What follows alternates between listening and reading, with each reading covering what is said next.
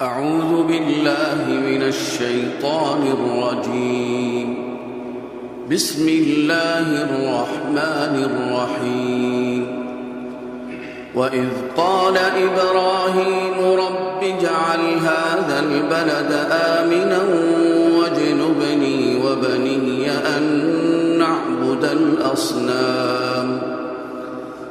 رب إنهن أضللن كثيرا من الناس فمن تبعني فإنه مني ومن عصاني فإنك غفور رحيم.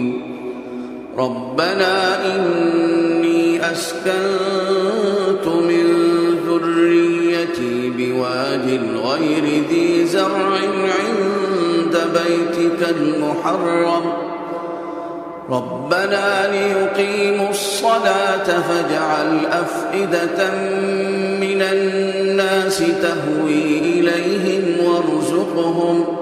وارزقهم من الثمرات لعلهم يشكرون.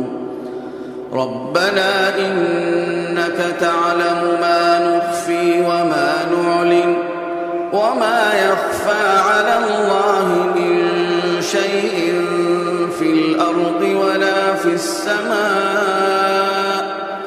الحمد لله الذي وهب لي على الكبر إسماعيل وإسحاق إن ربي لسميع الدعاء.